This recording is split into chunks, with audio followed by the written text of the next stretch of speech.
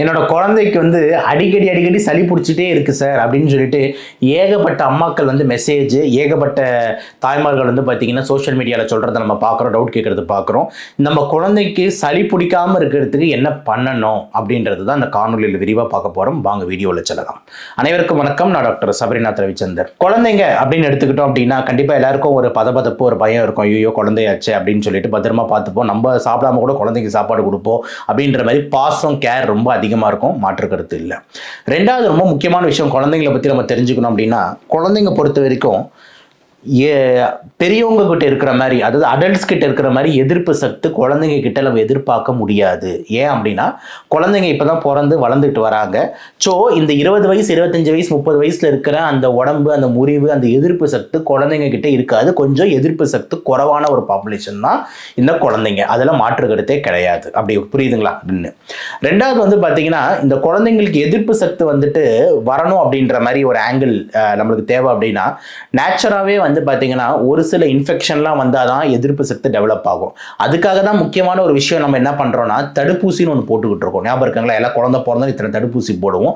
அதெல்லாம் எதுக்குன்னா, முக்கியமான இன்ஃபெக்ஷன் எல்லாம் நம்மளே தடுப்பூசி மூலயமா போட்டு அவங்களுக்கு எதிர்ப்பு சக்தியை கொஞ்சம் கொஞ்சமாக வளர்க்குறோம். இதுதான் இந்த வேக்சினேஷனோட இம்பார்ட்டன்ட் கான்செப்டாகவும் இருக்கு. இப்போ இந்த குழந்தைங்களுக்கு அடிக்கடி சளி பிடிக்குது, என்ன காரணம் அப்படின்றதுல முதல் விஷயம் வந்து நான் வந்து அவங்களுக்கு எதிர்ப்பு சக்தி குறைவானவங்க அப்படின்றத ஏன் சொன்னேன் அப்படின்னா, அப்போ அவங்களுக்கு ஈஸியாக கிருமி தாக்குதல் வரும் அப்படின்ற ஒரு கான்செப்டுக்காக தான்.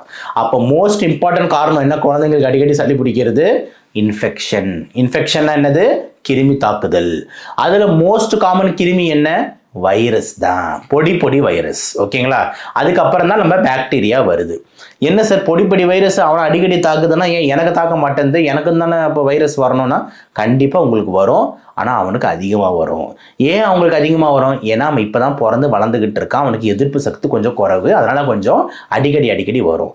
குழந்தைங்க அப்படின்ற மாதிரி எடுத்துக்கிட்டோம்னா மோஸ்ட் காமனாக எங்கேருந்து இந்த வைரஸ் அவங்களுக்கு பிடிக்கிறாங்க அப்படின்னு பார்த்தீங்கன்னா, அவங்களோட ஸ்கூல் அண்ட் ஃப்ரெண்ட்ஸ் இவ்வளோதான்.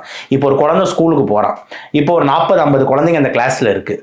ஒருத்தனுக்கு ஒரு இன்ஃபெக்ஷன் வைரஸ் ஆயிருக்கு. அவன் இரும்புவான் பக்கத்தில் இருக்கிற இன்னொரு பையனுக்கு போகும். அவன் இரும்புவான், இன்னொரு பொண்ணுக்கு போவோம், இன்னொரு பையனுக்கு போவோம். அப்படின்ற மாதிரி ஒரு கிளாஸுக்கு வந்து அடுத்த கிளாஸுக்கு போவோம், அடுத்த கிளாஸ். ஸோ ஒரு ரவுண்ட் அடிச்சுக்கிட்டே இருக்கும். ஓகேங்களா? இந்த பொடி வைரஸஸ் பொறுத்த வரைக்கும் நிறைய வைரஸ் இருக்குது. எக்ஸாம்பிள் வந்து பார்த்தீங்கன்னா அடினோ வைரஸ்னு ஒரு வைரஸ் இருக்குது. அதே மாதிரி எக்கோ வைரஸ்னு ஒரு வைரஸ் இருக்குது. ஃப்ளூ வைரஸ்னு ஒரு வைரஸ் இருக்குது. அப்படி ரைனோ வைரஸ்னு ஒரு வைரஸ் இருக்குது. இந்த மாதிரி நிறைய இந்த சளிகளை உண்டாக்குறதுக்குன்னு பலவேறு பொடி வைரஸ்கள் உண்டு. ஐயோ இப்போ என்ன சார் இப்படிலாம் சொல்கிறீங்களா? இப்போ என்ன பண்ணுறது? பயமாக இருக்கேன்னா இதுக்கு தான் ரொம்ப இம்பார்ட்டண்ட்டாக சொல்கிறேன். பயப்படாதீங்க. ஏன் அப்படின்னா இந்த பொடி வைரஸ்ன்றது சும்மா வரும், இரும்பல் சளியோ ஒரு 4-5 நாள் இருக்கிற மாதிரி பண்ணும். சில குழந்தைங்களுக்கு 10 நாள் வரைக்கும் கூட போகும். அவ்வளோதானே தவிர, ஆனால் இந்த வைரஸுங்கள் வந்து பயங்கரமாக ஆட்டம் போட்டு உங்கள் குழந்தைங்களை வந்து ஏதாவது ஆயிடுமோ அப்படின்ற மாதிரி நீங்கள் பயப்பட வேண்டிய அவசியமே கிடையாது. இதுதான் ரொம்ப இம்பார்ட்டன்ட். அப்போ இந்த வைரஸ் எல்லாமே செல்ஃப் கன்சர்வேட்டிவ் தான். நீங்கள் ஒரு பீடியாட்ரிக்ஸ் டாக்டரை போய் பார்க்குறீங்களா, நுரையீரல் டாக்டர் வந்து பார்க்குறீங்களோ, கூலாக ஹேண்டில் பண்ணுவாங்க. பயப்படாதீங்களா, சும்மா இன்ஃபெக்ஷன் தான் இருக்குது அப்படின்னு சொல்லிட்டு ஒரு 2-3 விட்டமின் மருந்துங்க இதெல்லாம் கொடுத்து விட்டுட்டு இருமல் சிரப்லாம் கொடுத்துட்டு சரியாயிடும் அப்படின்வாங்க. 4-5 நாள் அப்படியே சரியாயிடும். ஓகேங்களா? அப்போது இந்த வைரஸ் வந்துட்டு போகக்கூடிய ஒரு விஷயம் அந்த கிளாஸில் ஒரு ரவுண்ட் அடிச்சுக்கிட்டே இருக்கும்ன்றத முதல்ல நீங்கள் மைண்டில் புரிஞ்சுக்கணும். இப்போ நீ சில அம்மாலாம் சொல்கிறாங்க, சார் மாதம் சளி பிடிக்குது சார், எல்லா மாதமும் இரும்புறான் சார் அப்படின்ற மாதிரிலாம் சொல்லுவாங்க. எல்லா மாதமும் இரும்புறான், ஒத்துக்கிறேன். இப்போ அவன் வயசு என்ன சார்? 3 வயசு 4 வயசு ஆகுது. அதே அவன் 10 வயசு ஆகும்போது பாருங்க, அதே அம்மா 2-3 மாதத்துக்கு ஒரு வாட்டி இரும்புறான் சார், 2-3 மாதத்துக்கு ஒரு வாட்டி சளி பிடிச்சிக்குது சார்னுவாங்க. அதே அவன் 15 வயசு ஆகும்போது சொல்லுங்க, ஒரு 3-4 மாதத்துக்கு ஒரு வாட்டி அவனுக்கு 4 months ஒன்ஸாவது வந்துடுது சார் அப்படின்வாங்க. அதே 18 வயசு அப்போ பாருங்க, வருஷத்துக்கு 2 வாட்டி வருதுன்னுவாங்க. வருஷத்துக்கு 2 வாட்டி எனக்கும் தான் வருது, உங்களுக்கு தான் வருது. வருஷத்துக்கு 2 வாட்டி சளியே பிடிக்கலாம். அவன் மனுஷனே கிடையாது, அவன் ரோபோட் ஆச்சே. நீங்கள் உயிரோடு இருக்கீங்கன்னா கிருமிங்க வந்து உங்களை தாக்க தானே செய்யும். அப்போ வருஷத்துக்கு 1 வாட்டி 2 வாட்டி இன்ஃபெக்ஷன் ஆகுறதுன்றது சகஜமான விஷயம். மைண்டில் ஏற்றிக்கோங்க. அப்போது நம்ம அடல்ட்டாக எதிர்ப்பு சக்தி டெவலப் ஆக உங்களுக்கு இன்ஃபெக்ஷன் வர்றதுக்கான சான்சஸ் குறையுது. ஏன்னா உங்கள் எதிர்ப்பு சக்தி ரொம்ப அதிகமாக இருக்கிறதுனால இந்த பொடி வைரஸ் நான் சொல்லக்கூடிய அந்த ரைனோ, ஃப்ளூ, இந்த வைரஸ்லாம் உள்ள வந்த உடனே டப்புன்னு நம்ம உடம்பு அவங்கள ஷூட் பண்ணிடுது. ஆனால் குழந்தைங்க எதிர்ப்பு சக்தி குறைவுன்றதுனால அவங்க வந்து தாக்குது. ஒரு 4-5 நாள் இருக்கு. ஆனால் அது அவங்களுக்கு நல்ல பயிற்சின்னு நினச்சிக்கோங்க. அந்த இன்ஃபெக்ஷன் ஆகும்போது அந்த குழந்தைங்க வந்து பார்த்தீங்கன்னா அந்த இன்ஃபெக்ஷன் 4-5 நாள் ஓவர் கம் பண்ணும்போது அவங்க எதிர்ப்பு சக்தி இன்டெரக்டாக ஒரு சைடு வலுக்கும், இன்க்ரீஸ் ஆகிட்டு தான் போகும். அதனால வந்துட்டு அதை நம்ம தடுக்கணும் அப்படின்றது வந்து பார்த்தீங்கன்னா எல்லா அம்மா அப்பாவுக்கும் ஆசை தான். ஐயோ மாதம் மாதம் நீங்கள் சொல்கிறது புரியுது ஆனால் ஆகக்கூடாதே அப்படின்ற மாதிரி. பட் ஆனால் அதையும் மீறி காற்று, சுவாசம், ஸ்கூலு, குழந்தைங்க, இன்ஃபெக்ஷன் இதெல்லாம் நம்ம தனித்தனியாக பிரிக்க முடியாதுங்க. எல்லாம் ஒரு கிளஸ்டர் அப்படின்றதுனால எல்லா குழந்தைங்களும் இதை தாண்டி தான் வரணும் அப்படின்றது ரொம்ப ரொம்ப இம்பார்ட்டண்ட்டாக இருக்குது. சரி சார், அதையும் தாண்டி கொஞ்சம் தடுக்கணும்னு ஆசை என்ன பண்ணுறதுன்னா, உங்கள் குழந்தைங்களுக்கு ரொம்ப முக்கியமாக என்ன நீங்கள் சொல்லி தரணும்னா சுத்தம் சுகாதாரம் சொல்லிக் கொடுங்க. உங்கள் குழந்தைங்க வந்து பார்த்தீங்கன்னா ஹேண்ட் ஃப்ரீக்வெண்ட்டாக வாஷ் பண்ணிக்கூடா, சாப்பிட்றதுக்கு முன்னாடி வந்து கையெல்லாம் கழுவுடா, அதே மாதிரி உங்கள் கைகளை வந்து கண்ணு மூக்கு பகுதியெல்லாம் கொண்டு போகாதரா, இரும்பல் தும்பல் ஏதாவது இருந்ததுன்னா உடனே நீ மாஸ்க் போட்டுக்கூடா, யாராவது ரொம்ப இரும்புறாங்க தும்புறாங்கன்னா அவங்களுக்கு ஒரு மாஸ்க் கொடுடா அந்த கிளாஸில், அதே மாதிரி இரும்புறாங்க தும்புறாங்கன்னா வந்துட்டு அவங்களுக்கு டிஸ்டன்ஸாக இருந்துக்கோங்கடா அப்படின்னு சொல்லிட்டு ஸ்கூல்லேயே ஒரு எட்டிக்வேட் டிசிப்ளின். இந்த மாதிரி வந்து காஃப் பண்ணுறவங்களாம் மாஸ்க் போட்டுக்கோங்க, ஃபீவர் இருக்கவங்களாம் மாஸ்க் போட்டுக்கோங்க, இந்த மாதிரி யார் சிம்டம் இருக்கோ அவங்க தான் போடணும். அது ரொம்ப ரொம்ப முக்கியம். நிறைய பேர் பார்த்தா இல்லாதவங்களாம் போட்டுட்டு இருப்பான், பரப்பக்கூடிய அந்த இன்ஃபெக்ஷன் ஆனவங்க மாஸ்கே இல்லாமல் இருமிக்கிட்டு இருப்பான் லுக்குன்ட்டு, அவன் தான் மெயினாக போடணும். ஓகேங்களா? ஸோ இந்த மாதிரி வந்து பார்த்தீங்கன்னா இன்ஃபெக்ஷனை யார் இருக்காங்களோ மாஸ்க் போட்டுக்கோங்க அப்படின்னு இந்த நான் சொல்லக்கூடிய இந்த ஹைஜீனை உங்களுக்கு சொல்லிக் கொடுங்க. இது ரொம்ப ரொம்ப முக்கியம். அதே மாதிரி நிறைய குழந்தைங்க பண்ற தப்பு, நான் பேரண்ட்ஸ் பண்ற தப்பு என்னன்னா, அவங்களுக்கு ஓரல் ஹைஜீன் சொல்லி கொடுக்கறது இல்லை. வாயை சுத்தமாக வச்சுக்கோடா, வாயை வந்து கொப்பளிடா, நைட்டு கம்பல்சரி ப்ரஷ் பண்றா, த்ரோட்டை டெய்லி கார்கிள் பண்றா, ரொம்ப முக்கியம்.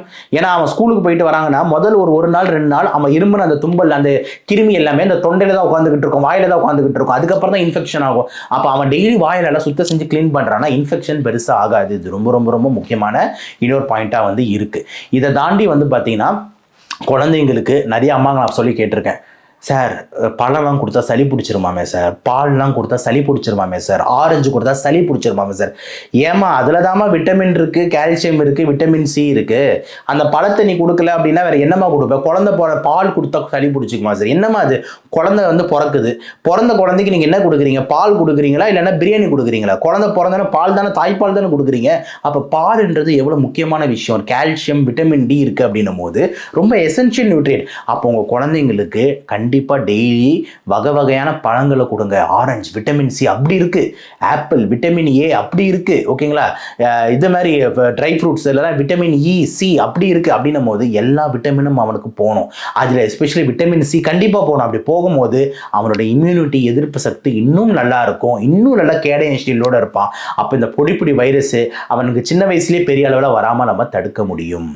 ஸோ இந்த காணொலிக்கு நான் வந்து என்ன சொல்ல விரும்புகிறேன் அந்த எண்ட் அப்படின்னு எடுத்துக்கிட்டிங்கன்னா, குழந்தைங்க சளி பிடிக்குமா அடிக்கடி அப்படின்ற மாதிரி இருந்தால் ஆமாம் பிடிக்கும். ஏன்னா குழந்தைங்களோட எதிர்ப்பு சக்தி கொஞ்சம் குறைவு. 3வது வந்து பார்த்தீங்கன்னா அப்போ இப்படியே தான் கண்டினியூ பண்ணால் கிடையாது. அவன் வளர வளர இதோட ஃப்ரீக்வன்சி குறையும். இதுக்கு பயப்படணுமா? பயப்பட வேண்டியதே கிடையாது. அதே மாதிரி இப்போ எப்படி இதை தற்காத்து கொள்வது? கண்டிப்பாக தடுப்பூசிலாம் நீங்கள் போட்டிருப்பீங்க. இதை தாண்டி சுகாதாரத்தை சொல்லிக் கொடுங்க. நான் சொன்ன டயட்டை ஃபாலோ பண்ணுங்கள். நேரம் போகிறதே தெரியாது. அவன் பெருசானவனும் வேறு பிரச்சனை வர ஆரம்பிச்சிடும். அவனுக்கு கல்யாணம் படிப்பு அப்படின்ட்டு இதெல்லாம் மறந்துடுவீங்க. அதனால் அடிக்கடி சளியை வந்து ரொம்ப ஒரு அச்சுறுத்தலாக பார்க்காம விஞ்ஞானபூர்வமாக தைரியமாக எதிர்கொள்வோம். அனைத்து குழந்தைங்களும் கண்டிப்பாக நல்லா இருப்பாங்க. பயப்படாதீங்க. I am there, our happiness is there, my blessings are there. யாரும் பயப்படாதீங்க. இதை தாண்டி வந்துட்டு எதாவது டவுட்ஸ் இருந்தாலும் நீங்கள் கமெண்ட்ஸில் தெரிவிங்க. உங்களோட டவுட்ஸையும் நான் வந்து ஆன்சர் வந்து பண்ணுறேன்.